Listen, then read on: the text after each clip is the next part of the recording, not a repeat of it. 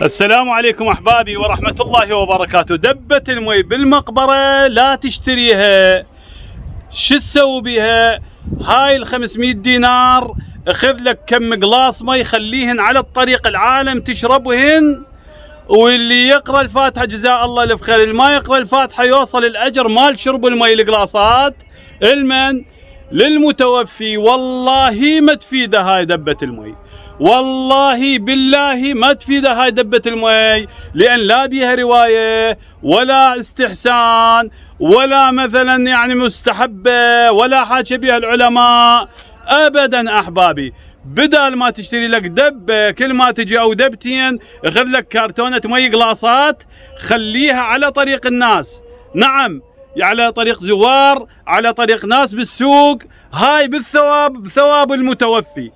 اي نعم هاي اللي تفيده، ما تفيده هاي دبة المي لا تاخذونها بعد، هاي شمرة هيك غتولي.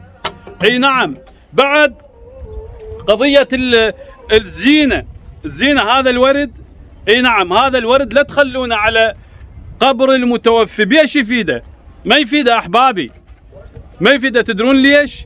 لأنه هذا بسعر، هذا الورد بسعر، اي نعم بسعر، وهذا السعر مال الورد الفلوس مالته مال الورد هذا الزينة اخليهن بدخل او اضمهن بجيبي اشتري لي دبة مي او قلاصات مي او انطيهن الفقير السعر مال الورد. اي نعم تفيد المتوفي. المتوفي باول يوم الدفن يراد له مي رش على القبر، هسه ما يفيد، لو يفيد شافادة المطر شافاده. اي نعم المطر 24 ساعة بالشتاء يدق على المتوفين، شنو اللي فاتهم؟ وغرقان اكو بيهم تصير شاح.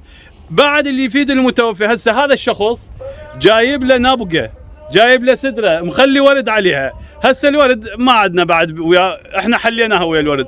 اللي يفيد المتوفي هاي النبقة، نبقة هاي مخليها، نعم سدرة نبقة على القبر شاتلها ويوصى عليها الناس حتى شنو يحاول الناس يسقوها إله.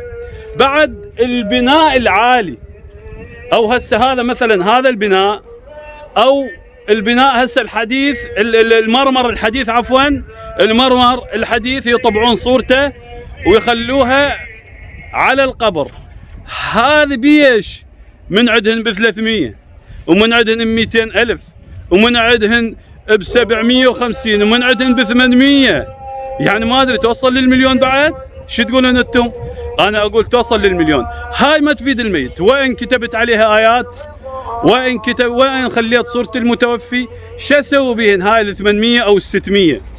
اشوف لي عائلة محتاجة، اي نعم عائلة محتاجة فقيرة انطيه اياه بثواب المتوفي. خلي القبور ناصية، خليها القبور ناصية، اذا تفلش هم لا تصلحها بعد، مكروه تصليح القبور احبابي.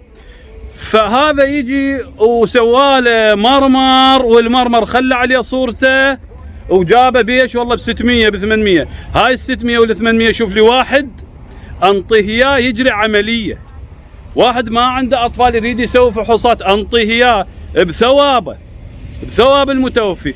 والله ما يفيد المتوفي غير هذن اللي قلتهن. اي نعم وهاي دبة المي بعد لا تشترونها بسعرها، اخذوا مي قلاصات وخلوها على الطريق بثوابه. رحم الله امواتكم والسلام عليكم.